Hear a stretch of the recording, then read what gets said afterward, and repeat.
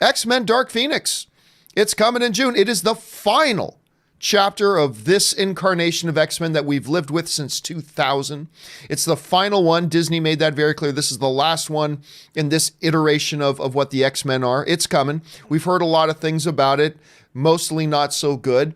The trailers have been getting a little bit better. But what happened was at CinemaCon in Las Vegas last week, or 2 weeks ago now, however long ago it was. A blur. They showed us a brand new promo for X-Men Dark Phoenix that had not been released yet. Well, this morning, they released that trailer, Rob, that they showed us at Las Vegas CinemaCon, and it is beyond a shadow of a doubt to me the absolute best thing they've put out yet. It's got an intensity to it that a lot of the others didn't have. It had some of those boom moments that a lot of the others didn't have. I adore the shot where it's Dark Phoenix looking at Magneto and they're staring each other down. She's like, "Are you threatening me?" And he's like, "Yep." And then, it was a great moment. And it's trailers like this, Rob, that just make me want to look. I understand building up and building up, but we say it all the time. You don't get a second chance to make a first impression.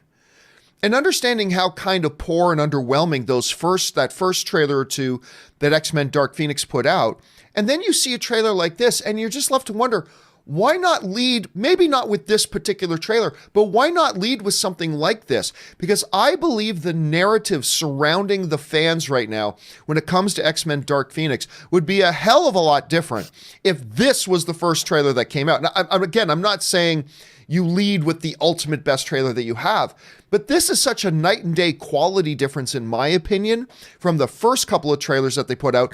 And it might be a case of too little too late. Like, once you lose some people in the audience and they see the first trailer and they go, not interested, they check out. A lot of times you have a very hard time getting those people back, even if you put out fabulous trailers later.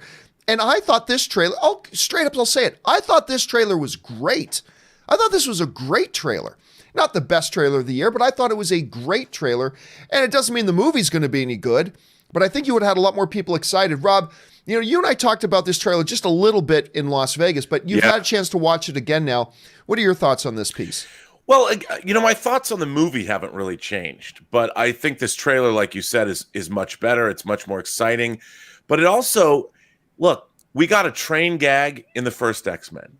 We're getting another train gag now. We've seen Phoenix go crazy in a suburban neighborhood in X-Men: The Last Stand, X-Men 3. We see that in this trailer. They do go into space, and we do see, I guess, an alien. But it just, I think, even watching this trailer, as much as I like this trailer, and I think it was a much better piece of marketing, I love this cast. I love seeing them come back.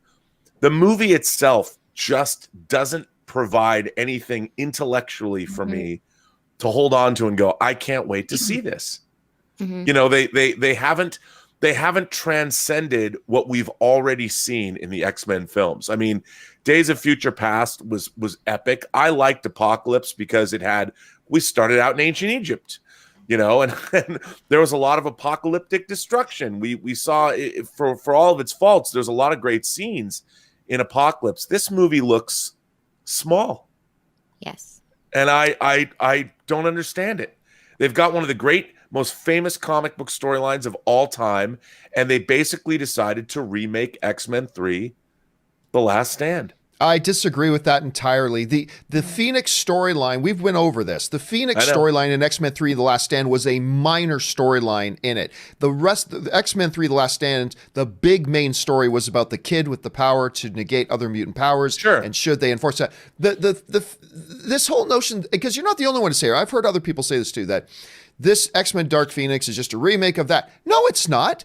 It's not at all. That Phoenix storyline was a minor sub-story. It was a subplot in that movie that they've decided to take and expand upon. Now, none of this changes the fact that both you and I have heard from our own individual sources that this movie has not turned out to be very good. Now, whether that's true or not, we're going to have to wait and see the movie. I've heard, there have been many times I've heard from people that I trust that a movie's no good, and I saw it and I liked it. Maybe that'll be the case. I'm not holding my breath. Oh, look, I want it to be good.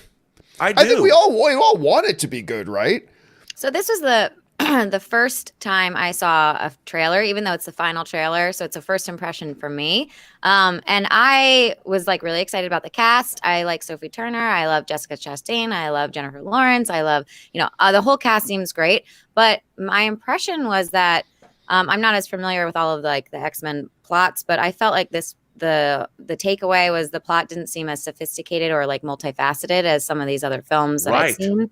So it just seemed a little bit, just like even keeled. Like I don't really know any of this. Maybe they'll surprise me with some amazing like B story subplots. But from what my takeaway was, it just seemed a little flat.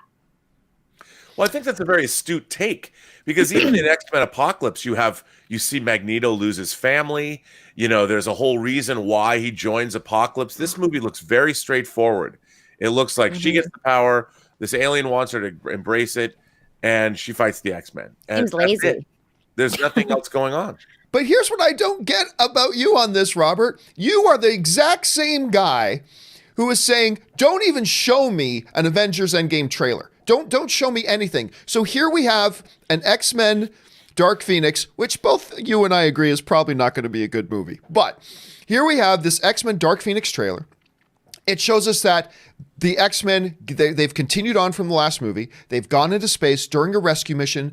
This one character gets possessed by what we know to be the Phoenix Force, but some cosmic entity. It's driving her to a place that she can't go. She's feeling this power. She's enjoying this power. She murders a significant X-Men. Now we've got a bunch of the other mutants are saying, this girl's got to go. We've got an alien presence. This is all being shown to us in the trailer. An alien presence there now talking to her, saying this is a force that has destroyed everything it's touched until it's come across you. Now we start to see the mutants having to rally against her, and it's coming to this big confrontation, blah, blah, blah. It has told us so much, and now you're sitting here telling me it's not telling us enough when you're the same guy telling us, don't even show me a trailer for Endgame. How do you reconcile this? No. Here's the thing. I already knew everything they're showing me in the trailer. When I knew that when I read the comics when I was 12. You're the 2%. You're the 2% of the people who do. Of course, but there's beyond the central question of, okay, she's evil. What else is going on? I mean, traditionally the X-Men movies have been ensemble casts, and there's been a lot going on. For instance, in the first X-Men, you meet Wolverine and you meet Rogue. They have two very different skill sets. They both have various problems. Rogue had to leave her family. Then you're introduced to all of the X-Men. Aside from the fact that Sophie Turner is possessed by Dark Phoenix, and that's bad, there's nothing else in this trailer except that. And if that's the only focus of this movie, I don't know if that's enough. The X-Men have, look, when Days of Future Past came, we see in the future the mutants are about to be defeated. That's pretty hardcore. But then Wolverine has to go back in time to the early 70s. Well, that's crazy. Then he has to navigate the 70s. He's the fish out of water. And then he has to deal with Magneto. And then he has to deal with the Sentinels. And then he has to deal with the President. And then he has to deal with Mystique. And there's all of these things going on. And in this movie, it's like, Sophie Turner's bad. That's all bad for us. We have to stop her. Beyond that. Again, I don't understand. We're talking about the trailer, not the movie. We don't know what else is going in to be the movie. And you're one of the guys constantly telling me that the trailers are telling us too much. And now you're saying I'm often complaining when a trailer doesn't tell us anything about a story. But I feel like this trailer does tell us enough. It tells us everything we need to know to go into it. And it shouldn't tell us anymore. I know, but we've seen, 3 or 4 trailers that have told us exactly the same thing. And usually a campaign will give you a little bit more in drips and drabs. But what has the Endgame trailers given us that we love? Nothing. But see, the Endgame trailers have 22 movies behind them, and they've excited us. We should be excited to see this ultimate rendition of one of the most classic X-Men stories come to life. People remember it from the animated series. They did it once a little bit in X-Men 3. And I just think this movie it takes place in rooms, and Magneto's like Louisiana juke joint somewhere in the swamplands, and we get to see a train ripped apart again. I so thoroughly disagree. We so thoroughly disagree on this, and it's ironic because it's on a movie that we both pretty much agree is probably not going to be any good. I want to love this movie. I want to love this movie. Of course we do. Of course we want to. we're going to go into this theater. We're like, all of us are going to go into the theater hoping to like it. I'm just saying, I don't think we have a lot of realistic hope that it's going to be any good at this point, but I'm going to keep my fingers crossed. You want to hear something that I really just object to? What's that? America no longer has a space shuttle. And at the beginning of this movie, the X-Men are going into space to rescue a space shuttle. We haven't had a space shuttle for almost a decade. When does this movie take place, Robert? I know when it takes place. Then what's the problem? If you know when the movie takes place, why is the fact that we don't have a space shuttle today a problem? Because it just seems, I don't know, that maybe it could have been cooler. It is a science fiction movie after all. But there were space shuttles when they made in the time frame of this movie. So how is that inconsistent? I guess. I don't get your problem with that. Excited. Even with my comments about it, and that's how I feel, I'm still excited. As the first time I'm seeing a trailer for it, the trailer did excite me enough where I'm interested in seeing it, just because I think the cast is so compelling and they're such strong actors that I'm interested what they are going to bring to this, to me, boring script, but we'll see. well, who knows? The script might be the best thing we've ever seen or heard. This is just a trailer. Yeah. It's just my impression from a unfortunate. tiny trailer.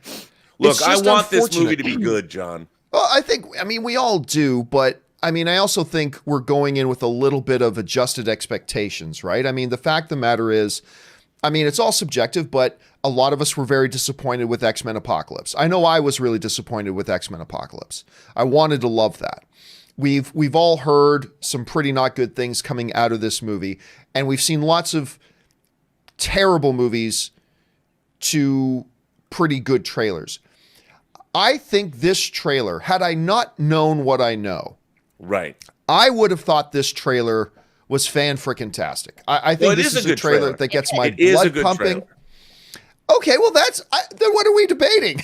What are we arguing? If it's a good trailer, it's a good trailer. They're doing a good job with what they have. I feel like they've made a good trailer out of the parts that they have to work with, is what I'm thinking. Yeah.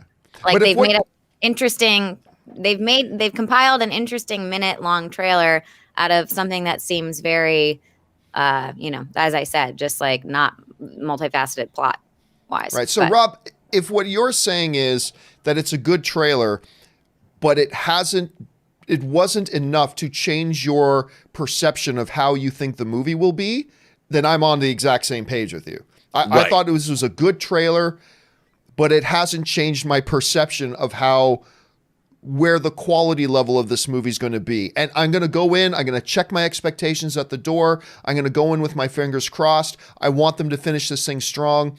What else? What do we have left but hope? What do we have left at this point? Hope is a good thing. But I really do think the narrative amongst the fans would be different today. And I think the expectations levels for this movie would be different today if they led with something like what we saw this morning. But who knows? We'll have to wait and see. What do you guys think back there? You saw this brand new trailer. What do you think about it? Was it enough to change your perception of the movie? Was it maybe your first time seeing a trailer for this thing? Do you still feel underwhelmed? Jump down to the comments section below and let us know your thoughts.